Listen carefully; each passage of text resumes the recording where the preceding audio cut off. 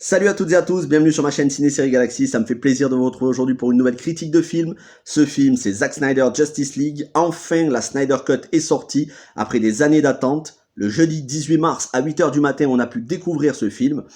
Depuis, j'ai vu le film 4 fois et je le reverrai avec grand plaisir. Vendredi 19 au soir, je vous ai fait un live en compagnie d'autres youtubeurs sur ma chaîne pendant 4 heures où on a disséqué le film dans ses moindres détails, on a décortiqué absolument toutes les scènes sous tous les angles. Cette fois-ci, je vous livre dans le cadre de mes vidéos sur les différents films du DC Comics Extended Universe la critique subjective parce qu'elle n'engage que moi et définitive parce que je ne vais pas changer d'avis sur ce film, sur cette œuvre magistrale et grandiose qu'est Zack Snyder Justice League. Sachez quand même que j'apporterai de la nuance, bien qu'étant subjective, je vais apporter de la nuance parce que pour moi le film n'est pas parfait, il y a quand même quelques petits points négatifs, mais il y a énormément de positifs, donc les 3/4 de cette vidéo seront à la gloire de Zack Snyder et de son film. Sachez juste que je suis un fanboy de Zack Snyder et que d'ores et déjà, je vous le dis, mon film préféré de tous les temps de super-héros, tout film confondu, Marvel, DC Comics ou autre, reste et restera pendant longtemps Watchmen. Mais cette Snyder Cut, je l'ai énormément aimé et donc maintenant, je vais vous en parler en voix off. Voilà comment va se diviser la vidéo. Les moins, il n'y en a pas beaucoup. Les plus, et les plus, ça va être divisé en 5 points. L'introduction des personnages dans le film, tout l'aspect technique, design, costumes, effets spéciaux, décors, les personnages en eux-mêmes, leur écriture, le scénario, l'histoire, et enfin tout l'aspect musical du film. Voilà pour ce qui est de cette critique. Sur ce, sans plus attendre, je vous laisse en voix off. Et si ça vous a plu, n'hésitez pas à la liker, vous abonner et partager. Sur ce, c'est parti.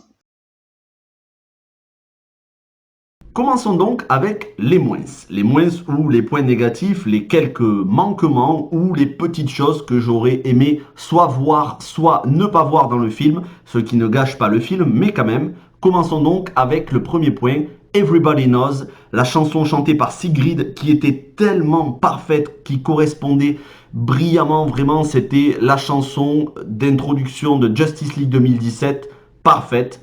Elle correspondait à l'ambiance, elle correspondait à l'état d'esprit. On avait du ralenti, on avait cette situation désespérée. Ça faisait vraiment penser à l'ouverture de Watchmen sur du Bob Dylan, sauf que là, cette fois-ci, c'était avec Everybody Knows, normalement chanté par Leonard Cohen. C'était une excellente chanson qui malheureusement a été totalement abandonnée. C'est dommage. Autre chose qui m'a un peu gêné, c'est la séquence chantée par les habitants du village où il y a Aquaman qui se rend pour les aider. Cette séquence chantée lorsqu'il se rend sous l'eau, voilà, qu'il repart sous l'eau, ça fait un petit peu chant religieux. Non pas que ça me dérange, mais personnellement, j'ai pas trouvé ça utile. À la rigueur, ça m'a un petit peu sorti du film à ce moment-là. J'ai trouvé que c'était pas vraiment épique comme chanson. À la rigueur, s'il y avait eu une mélodie ou une vraie chanson, ça aurait été mieux. Mais en tout cas, cette séquence chantée, même si je comprends bien que les habitants lui rendent un culte, puisqu'ils considèrent Aquaman comme quasiment un dieu de l'océan, mais moi, cette séquence ne m'a pas plu. Autre chose qui m'a un petit peu gêné, c'est quand même, durant les 4 heures, un excès de ralenti. Alors, je sais que c'est la marque de fabrique de Zack Snyder, les ralentis, et j'aime bien les ralentis, notamment dans Watchmen, mais là j'ai trouvé qu'il y en avait un petit peu trop. Au final, si on enlève la moitié des ralentis, on se retrouverait avec un film de 3 heures. Donc, un peu trop de ralentis, parfois nécessaire, il n'y a pas de problème, mais parfois pas nécessaire. Et donc c'est cela que j'aurais aimé voilà, voir un petit peu moins, en moins grande quantité. Autre chose qui m'a un petit peu déçu, c'est l'absence du plan d'introduction à Gotham avec Batman qui poursuit le paradémon, qui arrête un cambrioleur ou en fait un criminel sur un toit. Je trouvais qu'on était bien dans l'ambiance de Gotham, que ça présentait bien la ville. Ceci dit, pour le scénario, ça n'est pas nécessaire de garder cette introduction, puisque ce paradémon n'était pas nécessaire pour introduire Steppenwolf. Il est introduit d'une autre manière, donc certes, ça se justifie, mais cette ambiance, ce plan d'introduction à Gotham me manque. Chose maintenant qui, pour moi, pour le coup, est quasiment inutile au scénario, c'est le personnage de Ryan Choi. Ryan Choi, c'est un personnage important. Pour ceux qui ont vu Crisis on Infinite Earth du Arrowverse, il est très important. Mais dans le film, il ne sert pas à grand chose. C'est juste quelqu'un qui accompagne le docteur Silas Stone. Certes, il prend un tout petit peu plus d'importance à la fin puisqu'il succède à Silas Stone. On sent qu'il aurait éventuellement de l'importance dans une suite. Mais voilà, dans ce film-là, le personnage de Ryan Choi ne sert à rien.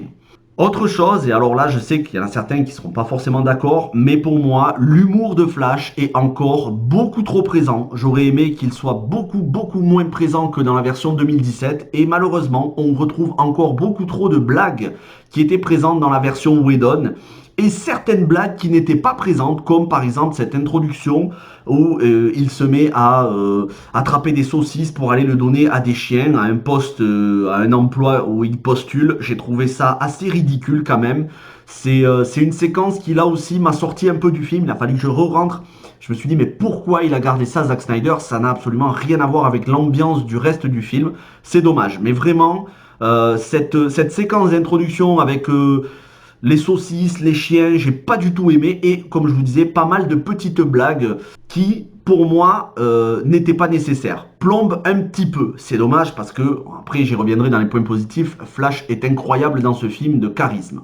Autre chose là qui pour le coup moi me dérange un peu plus au niveau du scénario, c'est l'arrivée hasardeuse de Lois face à Superman. Contrairement à 2017 où c'était le plan de Batman de ramener Lois pour raisonner Superman une fois ressuscité qui pète un câble, là pour le coup Lois arrive d'une manière totalement voilà, par hasard, aléatoire. Et pour moi c'est assez incohérent quand même. Je préférais sur ce point-là ce qui avait été fait en 2017. Juste sur ce point-là. Et enfin, dernier petit point négatif, l'incohérence apparente sur la mort de Superman qui très clairement est en vie à la fin de BVS. Regardez de nouveau le film, la Terre se soulève au-dessus du cercueil, preuve qu'il est encore en vie, mais on nous le présente comme mort, que ce soit dans la version 2017 ou celle-ci. Alors grâce au live, j'ai eu des personnes dans le live, dans le chat, qui m'ont expliqué qu'en fait, Superman était dans un état de stase et qu'il avait besoin des boîtes mères pour se réveiller. Donc déjà, merci à ceux qui étaient présents dans le chat de m'avoir donné ces indications. J'aurais aimé quand même que ce soit un petit peu expliqué, parce que si on ne le sait pas, c'est une incohérence visible. Voilà pour ce qui est des points négatifs. Bon, vous le voyez, c'est pas énormément de points négatifs, c'est pas très important non plus. Mais ça aurait pu être encore mieux s'il y avait eu ou pas ces choses-là, et ce qui fait que le film pour moi n'est pas parfait. Maintenant, passons quand même aux points positifs, puisqu'ils sont en très grand nombre. Et donc, comme je vous disais, découpé en 5 parties. Première partie, l'introduction des personnages.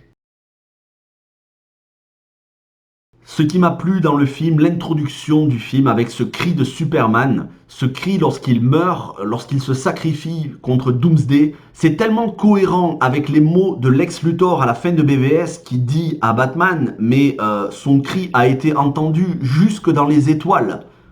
Et c'est tellement cohérent. C'est ce cri-là qui réveille les boîtes mères, qui alerte Steppenwolf et donc Darkseid. Oui, ça c'est une introduction totalement réussie, parce que cohérente, épique, au ralenti, c'est beau, c'est vraiment exceptionnel comme introduction. Même si je regrette l'absence de chanson, mais on comprend qu'il ne pouvait pas y avoir la chanson de Sigrid et Everybody Knows, justement à cause de cette introduction, ou plutôt grâce à cette introduction. Donc oui, l'introduction du début du film est exceptionnelle. Autre introduction qui m'a beaucoup plu, c'est l'introduction d'Aquaman. Certes, elle est un petit peu pareille que dans la version 2017, mais là, elle est plus développée encore, à l'exception de la chanson qui ne m'a pas plu. Mais voilà, l'introduction d'Aquaman, façon paysage nordique, ambiance viking, j'ai vraiment beaucoup aimé. Toute la séquence avec les Amazones et Steppenwolf, là aussi, séquence exceptionnelle, énormément rallongée et surtout rallongée de manière utile.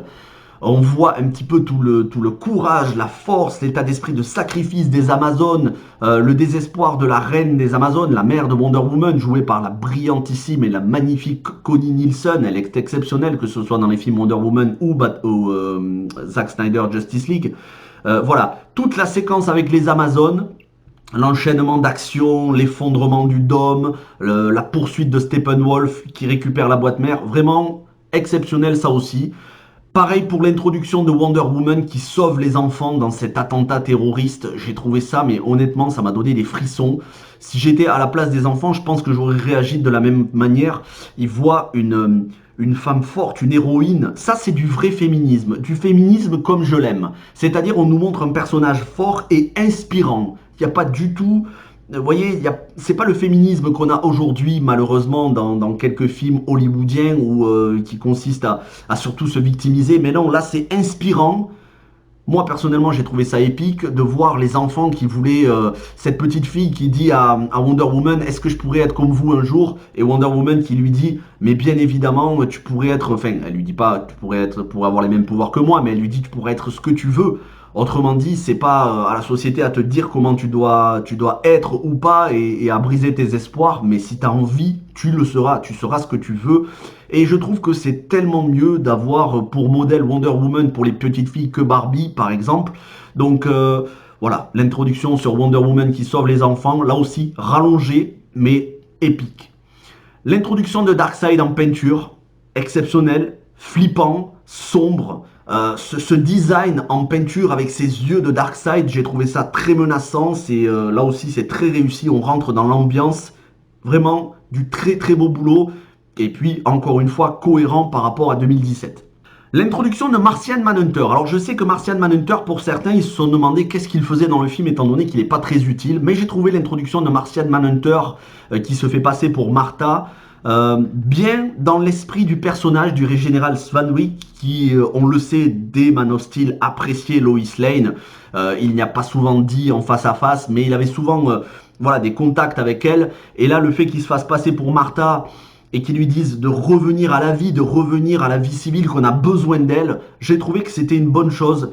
Que, en même temps, Harry Lennox est un super acteur, que ce soit dans Man of Steel ou BVS. On ne le voit pas trop dans BVS, mais dans Man of Steel, il est assez présent. Donc oui, le fait que ce soit lui, Martian Manhunter, et qu'en plus il se fasse passer pour Martha, c'est très très bien. Autre chose, là aussi ça va diviser, mais moi je l'aime énormément, c'est Amber Heard dans le rôle de Mera. L'introduction de Mera et sa séquence de combat, déjà, son combat contre Steppenwolf est stylé, elle est puissante, elle est vraiment encore bien meilleure qu'en 2017. Après, vous verrez la semaine prochaine avec la critique d'Aquaman. Pour moi, Aquaman, c'est un film que j'aime énormément. C'est un de mes préférés de DC Comics Extended Universe. Et aussi grâce à Amber Heard, même si Jason Momoa en premier. Mais voilà, Mera, sa séquence d'introduction et son combat, ultra stylé. Et enfin, Nuidis Vulko et le roi Orm. Alors Vulko en la personne de Willem Dafoe, là aussi, introduit d'une manière tellement charismatique, et les références au roi Orm dont on apprend qu'il ne veut pas aider le monde des humains de la surface, c'est bien introduit et surtout c'est cohérent avec Aquaman, le film. Et maintenant passons donc au deuxième point, tout ce qui est la partie technique, la réalisation, donc le design, les effets spéciaux, les costumes, les décors. C'est parti. Design de Steppenwolf. Le design du Steppenwolf, il est par rapport à 2017, je pense qu'on est tous d'accord. En 2017, il était ridicule. Déjà, il était plus petit. Il portait une jupe, une espèce de pagne. J'ai jamais compris pourquoi. Et puis voilà, il n'y avait pas d'armure. Ils avaient essayé de l'humaniser, mais en même temps, les effets spéciaux n'étaient pas terminés. Voilà, le design de Steppenwolf en 2017 était ridicule. Le design 2021 est exceptionnel. Il est charismatique. Il est assez cheaté au niveau des pouvoirs, même si, encore une fois, il n'arrive pas au niveau de Darkseid, c'est encore une sous-fifre. Mais voilà, le design de Steppenwolf avec son armure en fer qui se referme, qui est capable de faire sortir des petites araignées mécaniques, qui est capable de broyer des flèches qu'il s'est pris, très très bien. Autre design que j'ai beaucoup aimé, là aussi certains trouveront des choses à redire, mais moi j'ai bien aimé, c'est le design de Desaad, un des bras droits de Darkseid. Je l'ai trouvé bien flippant et charismatique avec sa voix. Alors sachez que j'ai regardé le film en VOST, là je vais vous parler du film en VOST bien évidemment. J'ai regardé aussi le film en français sur les 4 fois où je l'ai regardé, mais moi je vous parle de la VOST. Sa voix et son design, je trouve assez charismatique et je le trouve plus flippant encore que Steppenwolf. Pas encore aussi flippant que Darkseid, c'est normal, mais en tout cas, on sent que s'il y avait une suite et qu'il était présent, il aurait de l'importance, donc très très bon design. Autre design, c'est l'armure de Cyborg, par rapport à celle de 2017, où on avait l'impression que c'était un Playmobil, c'était un Lego, c'était du plastique made in China. Là, l'armure de Cyborg, elle est super bien faite, elle est stylée, elle est détaillée. Elle est très bien découpée, voilà, ça fait vraiment réel. On a l'impression que c'est du vrai fer, que c'est pas, on n'a pas l'impression que c'est entièrement virtuel. On a vraiment l'impression de quelque chose de très bien réalisé. Donc oui, bien sûr que l'armure de Cyborg dans ce film, c'est le jour et la nuit avec 2017. Tout comme d'ailleurs les pouvoirs de Cyborg, autre point positif, qui sont ultra cheatés quand même. Alors on sent que Cyborg, c'est un des persos les plus forts de la Justice League, avec bien sûr Superman et Flash, bon, Wonder Woman et Aquaman aussi. Mais pour le coup, voilà, les pouvoirs de Cyborg, je sais plus qui le disait, je crois que c'était le JDG, c'est un dieu numérique. Et c'est exactement ça. Le mec a une connaissance absolue de tout ce qui peut se passer à un instant, n'importe quel instant dans le monde, sur les réseaux électroniques. En témoigne toute cette séquence où il voit une mère de famille qui est en proie aux galères financières. Et il arrive à tout voir, il arrive à tout contrôler. C'est quelqu'un qui peut en un claquement de doigts mettre fin à toutes les guerres nucléaires. Donc oui, les pouvoirs de Cyborg, gros point positif et surtout visuel. Autre chose qui m'a plu, pour le coup, c'est les ralentis avec Flash. Contrairement à certains ralentis qui n'étaient pas utiles, les ralentis avec Flash sont totalement cohérents avec ses pouvoirs. Ça permet de voir ses pouvoirs de manière détaillée. Parce qu'il est évident que s'il n'y avait pas de ralenti, on ne verrait rien du tout, ça irait trop vite. Donc voilà, les ralentis avec Flash, c'est une bonne manière de le voir courir, de le voir entrer dans la force véloce. Vraiment, c'est quelque chose de très réussi. Et encore un autre point, dernier point de ce domaine, c'est-à-dire la réalisation, c'est les chorégraphies des combats avec Gal Gadot. Je les trouve exceptionnelles. Les chorégraphies de combat avec Wonder Woman, du grand art. Passons maintenant aux personnages, l'écriture des personnages.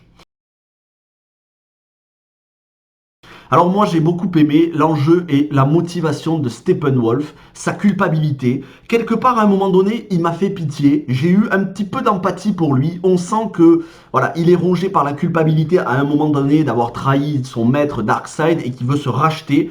Et ça, c'était absolument totalement absent de 2017. C'est une bonne chose. Vraiment, c'est une très bonne chose. Tout comme la notion de divin chez Darkseid, il est considéré par son peuple, par ses pairs, ou plutôt par ses subordonnés, il est considéré comme un dieu quasiment, tout comme les Amazones d'ailleurs, et les autres le considèrent comme un dieu. Il y a vraiment cet aspect de dieu dans la mythologie. C'est très bien inséré d'ailleurs dans la mythologie, sachant que Darkseid est un personnage fictif.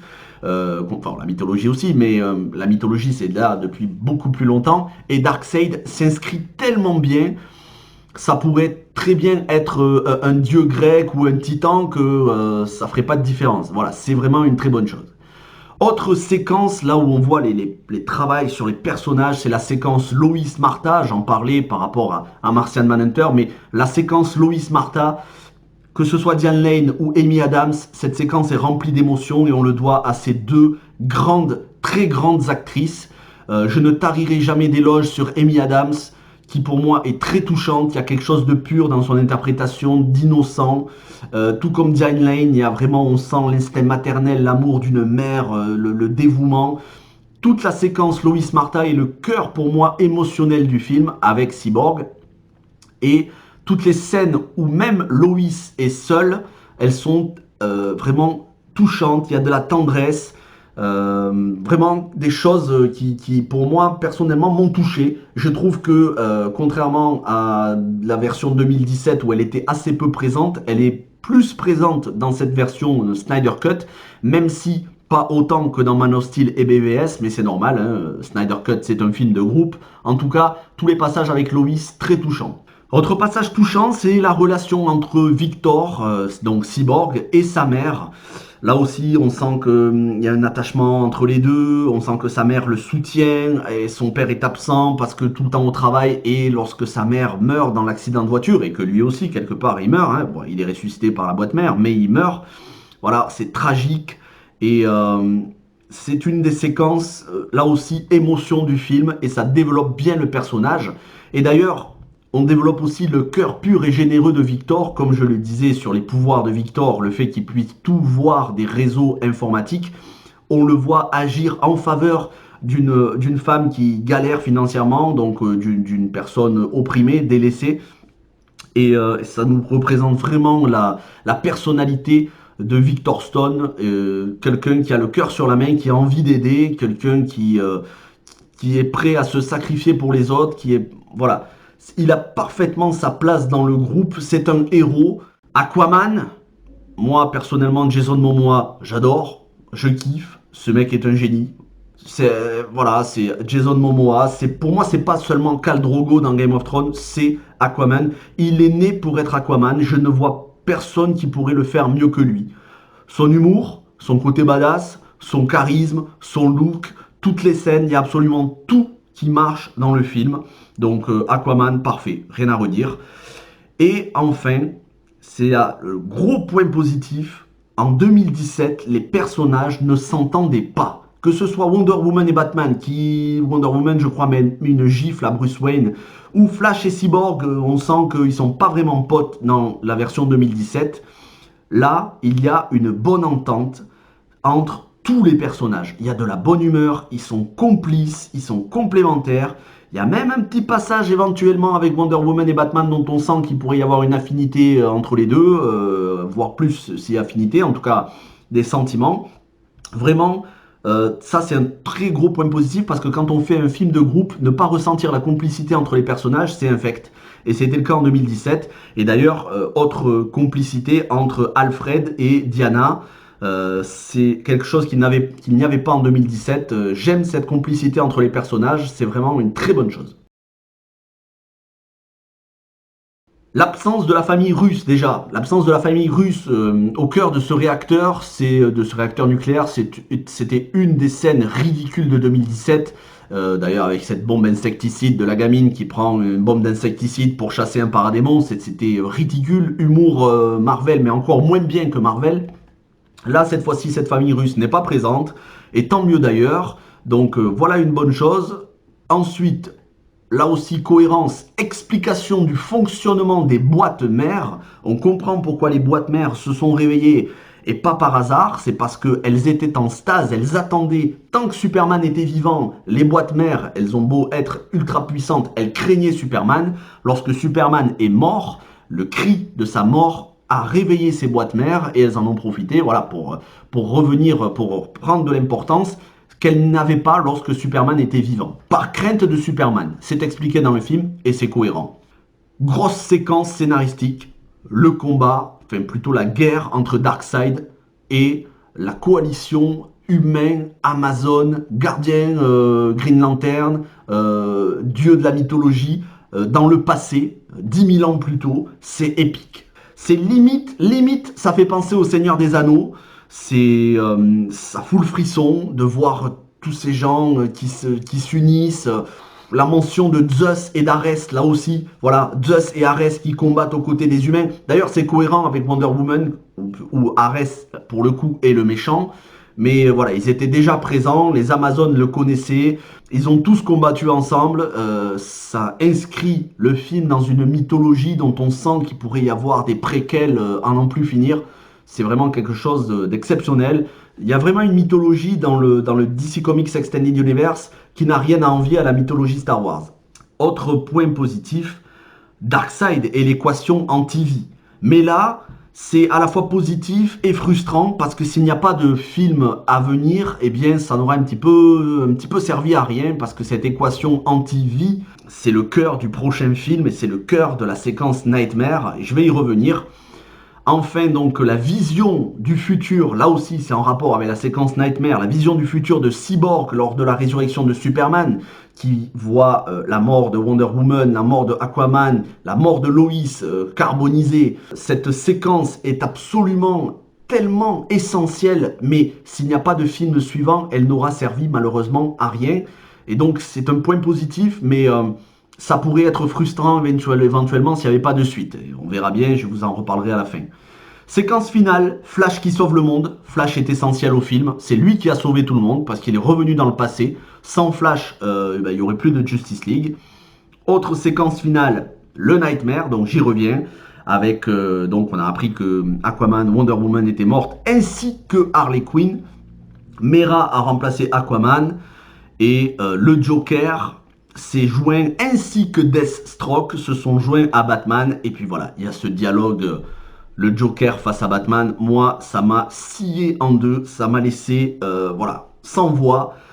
En 2-3 minutes, Jared Leto a réussi à me faire oublier le Joker de Suicide Squad. Le talent monstrueux de Jared Leto, c'est exceptionnel. C'est beau, ça fait plaisir.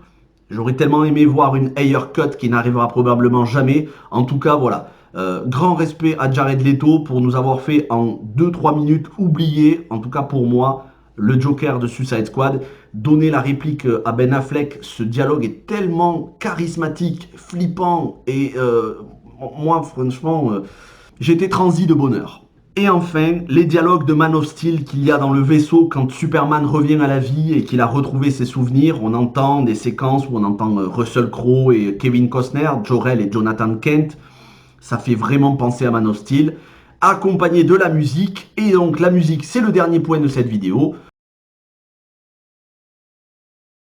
Les thèmes de Man of Steel et de Batman versus Superman de BVS de Hans Zimmer sont brillamment repris. À chaque fois, c'est au bon moment. Tout comme le thème de Wonder Woman qui avait déjà été composé par Junkie XL, alias Tom Holkenborg, ou plutôt Tom Holkenborg, alias Junkie XL, c'est la même personne, qui avait déjà écrit pour BVS le thème de Wonder Woman qu'il reprend et qu'il enrichit. Et enfin, le nouveau thème qui accompagne Flash et la Justice League dans toute la dernière demi-heure, la séquence finale, c'est un thème épique. Voilà, c'est épique. Je n'ai rien d'autre à dire que c'est du pur génie. C'est une réussite totale, toute la séquence musicale sur Flash. D'une manière générale, le score, la composition musicale est irréprochable. Les chansons pour moi un peu moins, mais la composition musicale est irréprochable. Voilà, c'était ma critique finale de Justice League, Zack Snyder Justice League, la Snyder Cut, qu'on appelle couramment la Snyder Cut. Alors que va-t-il advenir par la suite? Eh bien, on verra, mais pour l'instant, à l'heure actuelle, le personnel dirigeant de chez Warner ne semble pas vouloir prendre en compte la demande des fans avec le hashtag Restore the Snyderverse. Moi, j'arrête pas sur Twitter de répandre ce hashtag. Je veux la suite comme des millions de fans, enfin des milliers minimum. Faut voir. On va voir si on a été entendu, si on a été écouté. Il faut pas lâcher. Il faut rien lâcher parce que pendant 4 ans, on n'a pas lâché pour avoir la Snyder Cut 2017-2021. Il faut rien lâcher et si dans 4 ans on a une suite, ce sera pas perdu. En tout cas, à l'heure actuelle, il y a encore un petit peu de, on va dire, de mépris de la part de Warner vis-à-vis des fans. Après, je peux comprendre quand ce sont des fans qui insultent, mais tous les fans ne sont pas comme ça. Donc restons polis et tweetons, retweetons. Il faut que ça devienne viral. Restore the Snyderverse. Qui sait, peut-être qu'à la fin, on sera écouté. Quoi qu'il en soit, ça a été très bien recueilli par les fans du monde entier, les acteurs aussi. Il suffit de voir la réaction euphorique de Ray Fisher qui mérite tellement qu'on reconnaisse son talent parce qu'il est exceptionnel lui aussi dans le film. Merci à tous ceux qui ont regardé cette vidéo en entier. C'était une vidéo résumée de tout ce que j'ai dit dans le live et de ce que l'on a dit avec mes invités dans le live de 4 heures que vous pouvez retrouver d'ailleurs sur ma chaîne. Et puis la semaine prochaine, on se retrouve pour Aquaman, puis ensuite Shazam et enfin Birds of Prey. Sachant que tous les autres films ont déjà été abordés, vous pouvez retrouver la critique sur ma chaîne ainsi que 2 lives, un sur le DC Comics Extended Universe et l'autre sur la Snyder Cut. Merci à tous et je vous dis à très vite pour de nouvelles vidéos. Passez une bonne journée, une bonne soirée, une bonne semaine, un bon week-end. Prenez soin de vous. Ciao tout le monde.